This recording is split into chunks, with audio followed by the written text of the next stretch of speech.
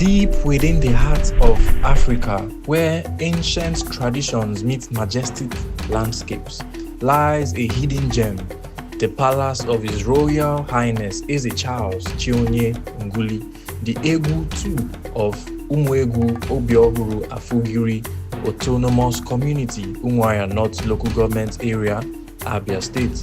A place of rich cultural heritage where the whispers of the past converge with the vibrant spirit of the present. Noble Stock Communication is honored to bring you an exclusive glimpse into this enchanting world as we meet with His Royal Highness to share stories, traditions, and the untold history of this captivating African village.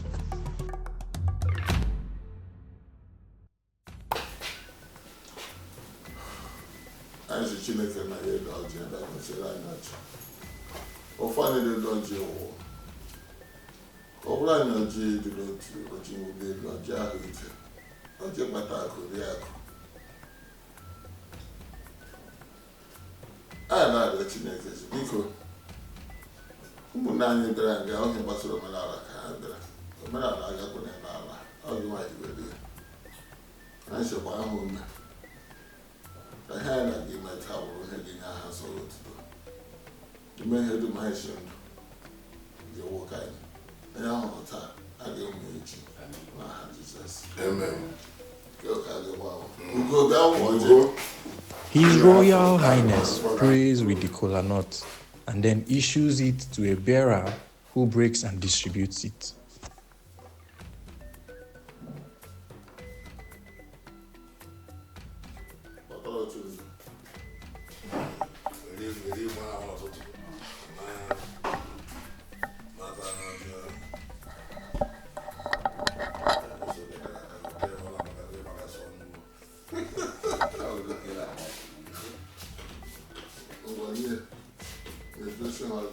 His Royal Majesty Eze Builder Charles Chionye Nguli, Egwu II of Umuegu Obiohuru Afugiri, Okwanumuao, Chairman of Council of Traditional Rulers, Umuahia North, Ndewo. Ndewo, onye eze birikwa o.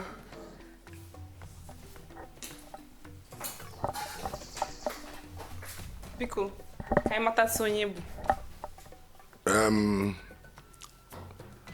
I'm Royal High Chief Okechukwu Engineer Okechukwu I'm the President General of Umuegu Autonomous Community. Ndewo. Ndewo, ya gaziere gị. Ọ dị mma, aga m alaghachi n'ebe onye eze nọ. Ọ dị mma, onye eze n'ihi na anyị na-achọ ụtụ anyị si akwalite omenala nakwa asụsụ Igbo. Anyị chọrọ ịma ọtụtụ ihe banyere ọhụhụ. Biko, nwere ike ịgwata anyị otu aha a na-akpọ ebe a bụ ọhụụ, kedu otu si malite? Aha a na-akpọ ọhụhụ enwere ọtụtụ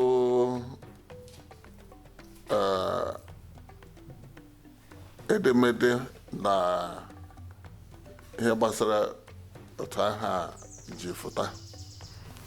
Dịka enwere ihe dịka ihe na-atọ. Otu wụ ọdị ndị isi mgbe in fact ihe anyị nwere bụ Umuhu na Ọkaiga. Adị m ndị ka esi mgbe a gara agha na ebe Ndọkị. Ndị anyị abịa nọkọta uwe Umuhu na Ọkaiga ndị gara agha. Unu amarala otu ndị ngwa si dịrị ebe ahụ adịghị mma. So ndị anyị anọ na-eji ekweghị ebighara ụlọ. So ha nọ ebe ahụ. Ndị ka ebighara ụlọ nwetara ihe mwakpo. Then ndị anyị ahụ kwene nọ na-ejiri ahụ ji ha. Ị gaala ngwugbo ị gara anụ ndị ọbụla gị ndị mberemberị alasị ọhụhụ ndị ọhụhụ. Ọzọ ya wụrụkwa dị ndị kasị ndị bụ ndị na-ahụ ụzọ hụfụrụla hụfụ echi wụkwa ihe chikwa otu ebe ahụ. Ya wotu aha ahụ si bịa dịka anyị chiri nụ. Nso dịghị ike nwoke anyị ji aka si lekwe kewe eziokwu. But ilekwa anya ihe gbara ya gburugburu ga-ahụ sọwụ ebe ahụ ka ahụ si bịa ọwụ si ụmụhụla ọka zara ọhụhụ ka aka ha otu ahụ ka o si dịrị. Ndewo onye eze dịka nọ na-ekwu okwu ikwutere okwu na onwe mgbe a lụrụ agha na ọ bụ agha mere agha ahụ jiri malitekwa ihe ndị ọzọ biko nwere ike ịgwa anyị mgbe ma ọ bụkwa n'afọ nke a mere? Dịka anyị si nụ ihe a mere 19 about 18 something. So dịghị ịmara na mgbe ahụ enweghị edemede ihe gbasara ihe a na-akpọ history ugbu a kama abalị ole ka a ga-abịa bido. So ihe a emeleri mgbe tere anya about 18 something or so. So enwe m ike isi gị lekwe mgbe ọwụ. Adị m ya gaziri gị nyere ndị na-abụghị ndị ọhụhụ, nyere ndị eleghị anya ndị mpaghara ebe ọzọ na steeti Abịa ma ọ bụkwa na steeti ọzọ na Naịjirịa anyị na-anọ ọhụhụ hụrụ ụzọ. Ị nwere ike ịkọwasịrị anyị ihe nke a pụtara ọhụhụ hụrụ ụzọ? Dịka m si gwa gị ha bidoro mgbe ahụ ha si mgbe ahụ ndị anyị bịara nọrọ onwe ha ma ndị bụ ndị egoro ego ha ga-aga ha nọrọ onwe ha. Ihe mwakpo ahụ adabara ndị ka ọzọ ahụ gara begara. So ndị ka anyị ahụ nọ na-eji ihe si ndị ọhụrụ ndị na-ahụ ọhụụ dịka seers. So ya ahụ ejikwa ya ọhụhụ hụrụ ụzọ. So ha hụfuru ụzọ ha gbafuru ihe ọdachi ahụ. Ya bụ otu o si daba. Ndị ya gaziri gị onye ozi. Our presenter went deeper into questions regarding their communities, culture, tradition, marriage requirements, and overall illustriousness of the Ohuhu people.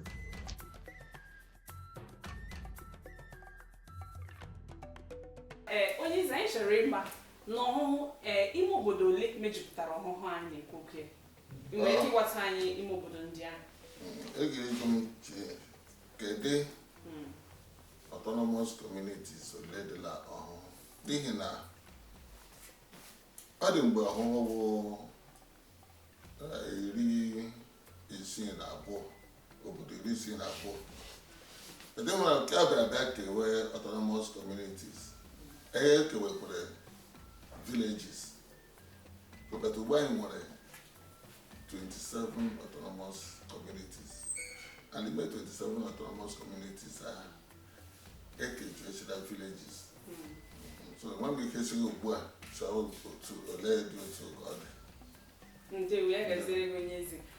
Dịka mere ka anyị mata na ọchịchị ime obodo kwụrụ onwe ha dị 27 mana mgbe ọ dị bụ 62. Nwere ike ịgwata anyị ahịa mbụ ahụrụ na ọhụhụ a na-ekwu okwu ya? Ahịa ọ dịghị ihe dịka ahịa mbụ n'ihi na omenala Igbo anyị nwere ụzọ ahịa anọ: Nkwọ, Eke, Orio, Afọ. Ebe mgbe hiwere ahịa a na-azụ ahịa. So ebe ahịa anyị nwere wụ Nkwọ Egwu n'ihi na ọkaiga dum nke isi ihe bidoro wụla Nkwọ Egwu before Kakesọ. Ụmụ Ukwene ebe ka ha wụ Orie Ndụ. Ọ bụ otu ha gachi bịa mụbawa ebe nwere Nkwọ Ukwu, Nkwọ Nta, Afọ Ukwu, Afọ Nta. Ma a na-eji nwee ụzọ ahịa 8 n'ihi na enwere Nkwọ Ukwu, Nkwọ Nta, Afọ Ukwu, Afọ Nta, Eke Ukwu, Eke Nta. Ọ dị mma anyị gaziri gị onye ezi. Biko n'ihi na ahụrụ m na tutu nwa bekee abịa, tutu okpukperechi Kraịst abịa, anyị nwekwara chi dị iche iche n'ala Igbo. Nwere ike ịgbata anyị chi ndị ọhụụ kwenyere na ya tupu okpukperechi Kraịst abịa na ya? Yes. Mba dum nwere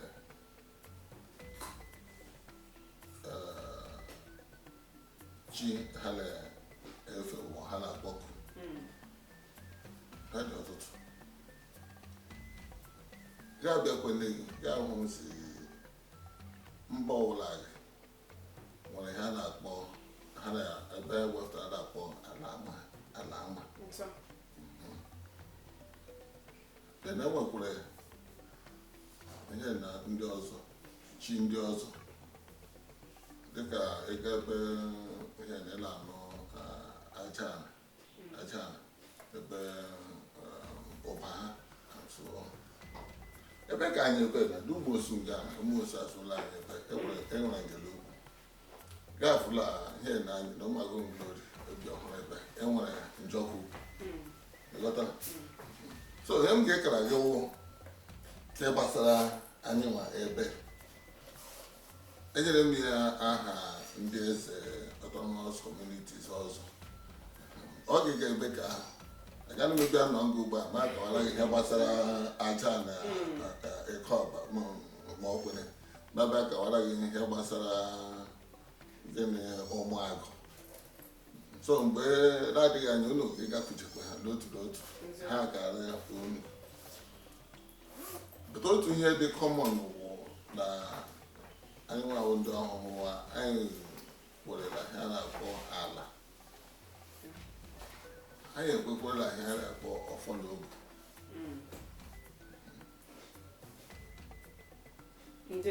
ndewo ya gaziere gị dịka i kwuru na ndị ọhụụ kwenyere na ala nakwa ọfọ n'obu ejikwa maka na o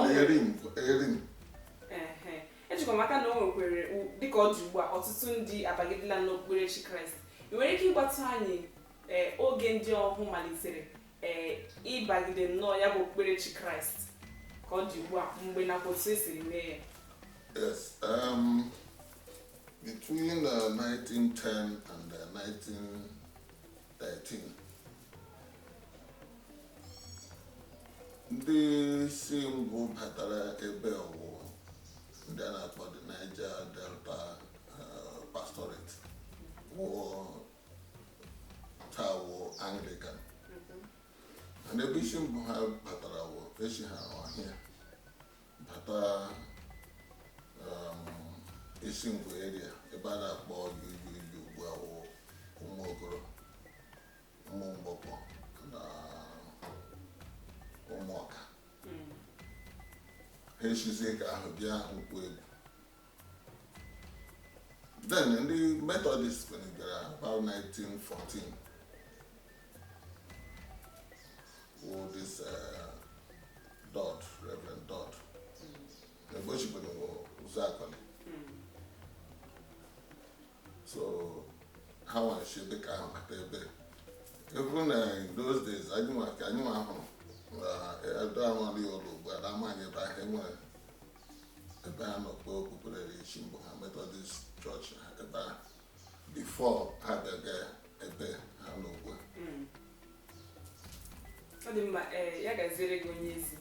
Biko o nwere aka ọrụ nwere ike isi na ọ bụ na ọhụhụ ka aka ọrụ amalitere ka o nwekwanụ aka ọrụ ejiri mara ndị ọhụhụ? Ọ dị ọtụtụ ya bụrụ ihe dịka nka ibelu nwetu ọgbọala aha na-akpara atụ ọ dịghị ndị ọzọ na-akpali ya onye ọbụla ga-amụrụ ebe a na-ama ekpe atụ mmanya watụ ọ ga-ekara gị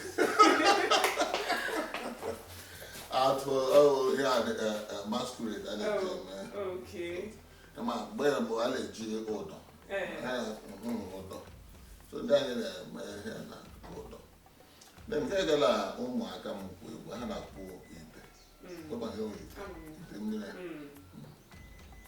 a na-enwekwa ihe ndị ọzọ ga-abịakwa na nkọzi ụmụagụ mgbe mbụ na-ehi agụ ụmụanyị bụ ehi agụ so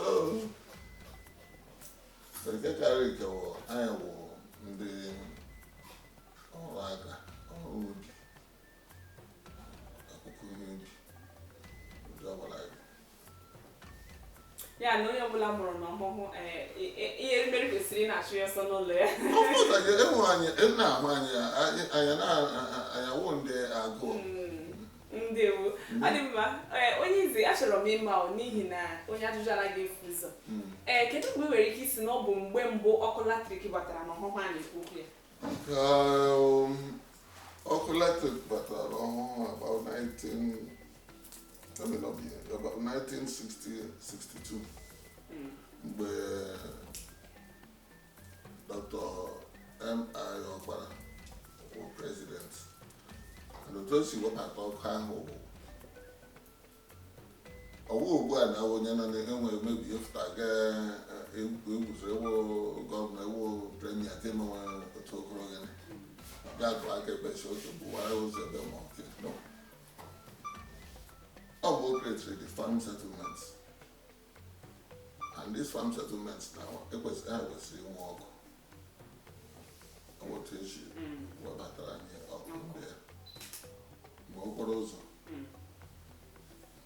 Ndewo ọ dị mma dịka anyị niile maara emume iri ji bụ omenala zuru Igbo niile ọnụ.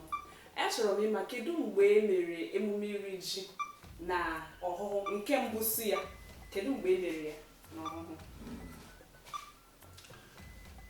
Agwa eme ihe esighị dịkwa mgbe isi mbụ ihe ahụ omenala dị adị anyị afọ ụwa omenala ga-ede ha ga-ahafe ebe because ji wụ akụkụ ndị Igbo nwere dịka eze ndị emume iri ji na akwụkwọ n'iji ga-ekele Chineke si enyere anyị ndụ anyị aga n'ubi sụọ ọrụ kọọ ya mee ihe dum bọọ ya ahịa elu mgbe a na-eweta ihe ubi ọ dịkwa mma agaghị na-ewu those 9 people Christ gwara adịghị atem n'otu onye awụrụ onye bịara nye onyinye so bịara kelee ya so ozugbo anyị na-eji obi aṅụrị gachi ya n'ihu Chineke ka o duokwa anyị maka afọ ọzọ.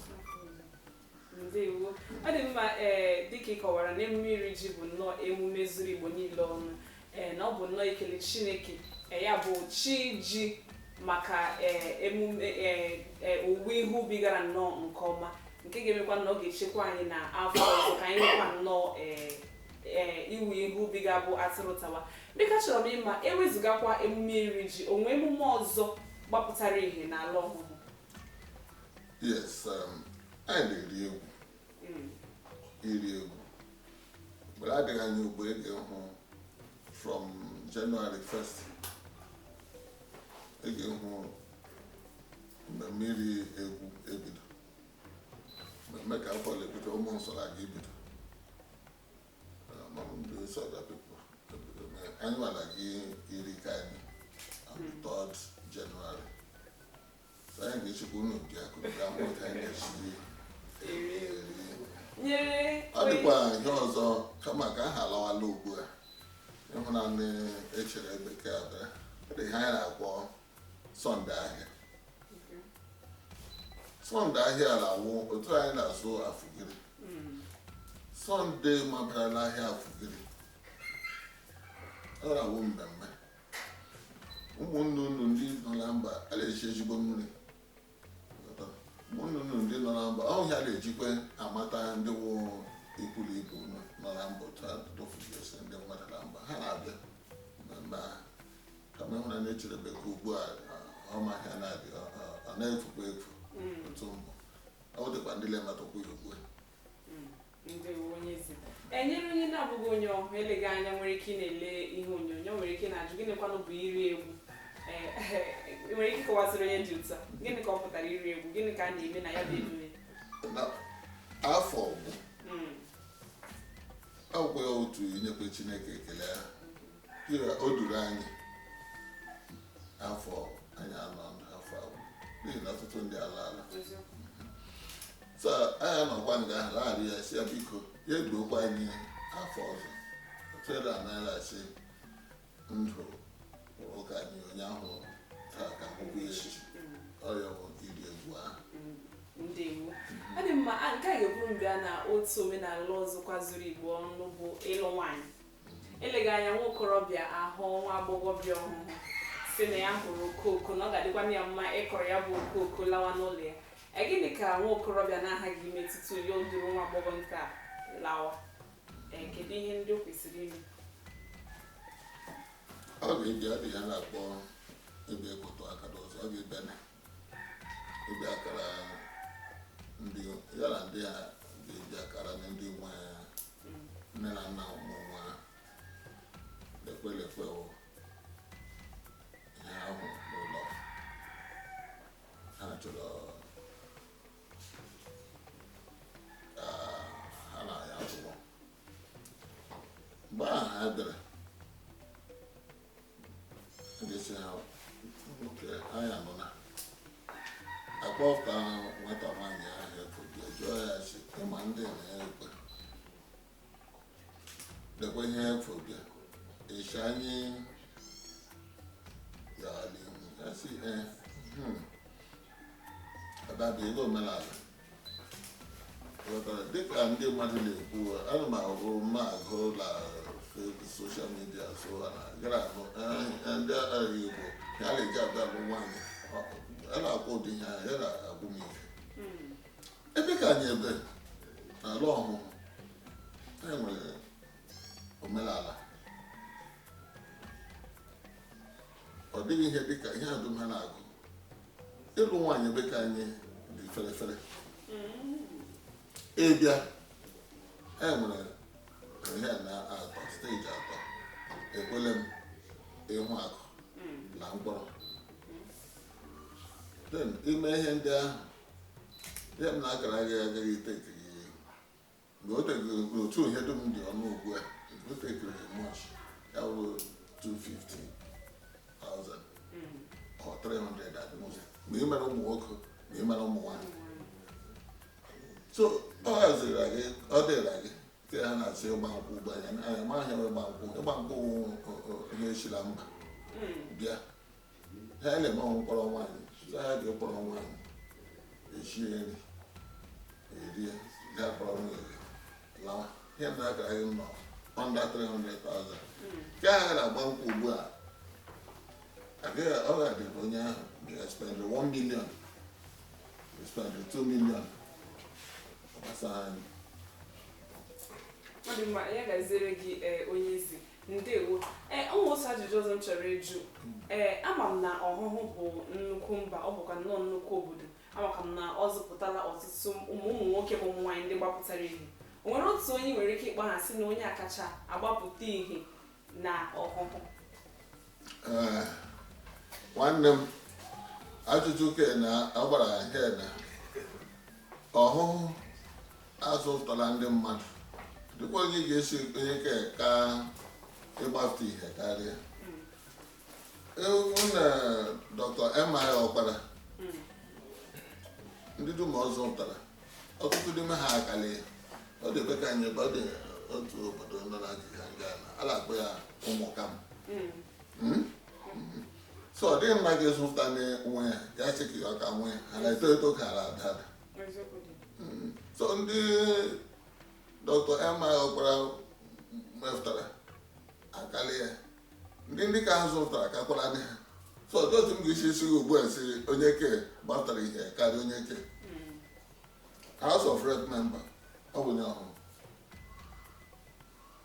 obi akọcha nke dịka ugbu a ma esighị esi agaghị akarịrị Dr. onye na Chief Onyema Ugochukwu Onyema mere birthday ya dọdadela Abuja dị ndị ụwa dum bịara nga ga-esi n'isi onye keke ya ka ga-esi ya gba. So anyị nwere ọtụtụ mmadụ Chineke gọziri anyị n'aka ahụ ọ dịkwara onye anyị ga-esi gị onye keke onye ọbụla gị na-arụ na ngalaba ya dị iche iche. Ndewo, ya gaziere gị. Mmadụ niile na-eti igba na ngalaba ya dị iche iche, onwe ya ibe ya. Ya gaziere gị onye eze. Biko, kedu ụdị erimeri eji mara ndị ọhụhụ? Onwe erimeri a ga-ahụ na asị nke a bụ erimeri eji mara ndị ọhụhụ? Ọ bụ akpọrọ akpa egusi ka ọ bụ nke a ka ọ bụ nke a? Ebe ka anyị ebe ofe achara anyị lụọ ofe akwụkwọ ụgbọghọrọ anyị. Then here would the major ofe anyị na-eji eme mmemme. Ọ ọ dị mma ya gaziere gị akwụkwọ ụgbọgọrọ anyị kwuru okwu ya kwa ya ka esi eweta anyụ ọ dị na abụọ na anyị nwere ọgụ nwa akwụkwọ ụgbọgọrọ akpụ ụgbọgọrọ ọcha ụgbọgọrọ ọcha mara adị ọla akụtu ọgụrụ adị ihe so ebe tikọta ha abụọ ya la ọkwụrụ ya ede ya dị mma na okele amị anyụ oge okele amị okwu okwu onye lekwa ozi si za ya bụ ajụjụ aga maka na elimele mmadụ adịghị mma ma ya gaziri gị onye ezi biko anọ m ebe a na-ele anya dịka awara ọjị a ọjị eze dị ezi n'aka na ihe ndị ọzọ na ihe ndị ọzọ biko kedu usoro esi apụ ọjị na ala ọhụrụ ịpụ ọjị na ala ọhụrụ ụzọ abụọ otu bụ agbata obi ọzọ awụrụ ọbara ezo gịdị ya wụ nwanne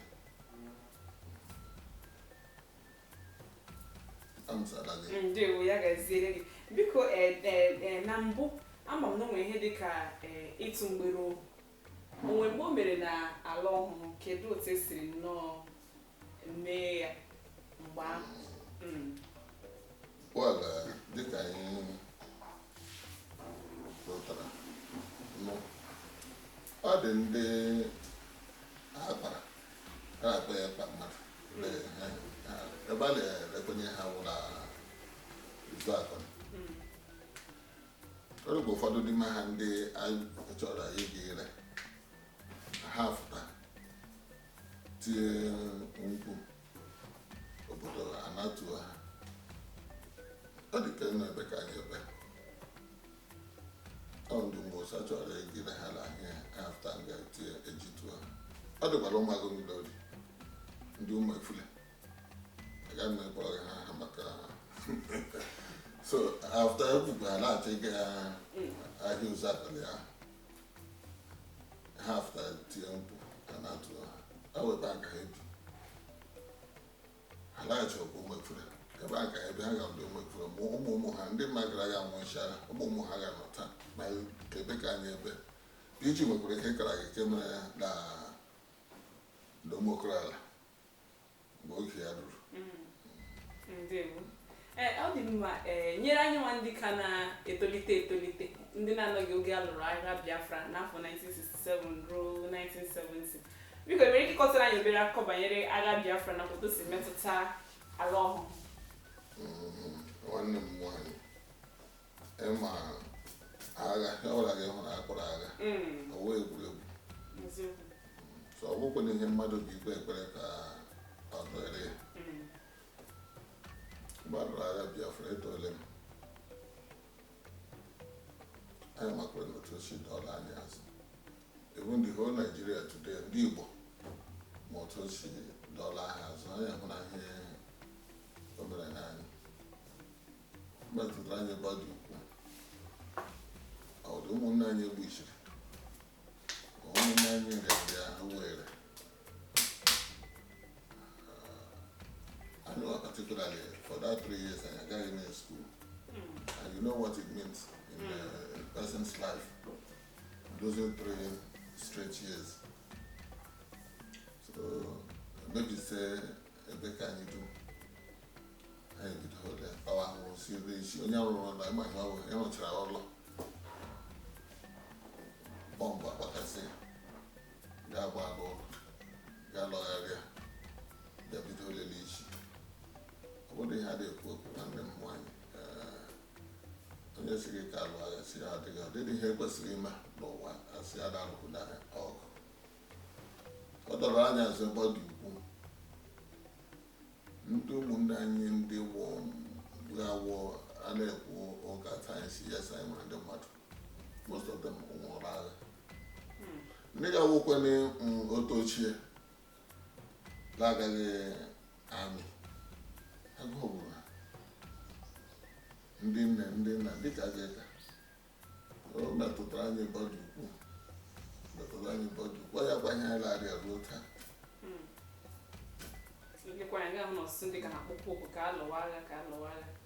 ịma onye akwara azụ amaghịsi ụzọ dịrị anya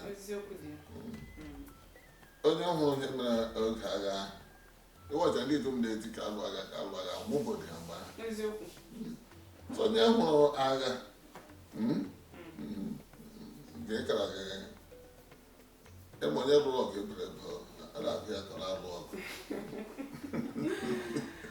ndị bụ onye eze adị mma nke bụ eziokwu bụ na asụsụ na omenala Igbo ga-adị ama mụ ndụmọdụ nwere inye ọgbọ na-etolite etolite nakwa ọgbọ ndị lega anya ọgbọ dị ugbu a ga-enyefe ọwa n'aka ama mụ ndụmọdụ nwere inye ndị dị otu a ihe m nwere ịkara ha nwụ ekwerela ka asụsụ Igbo laa onye na-aga ebe ọ na-aga ya aga ya yọhuo akụrụ ụlọ ya yọhuo n'ihi na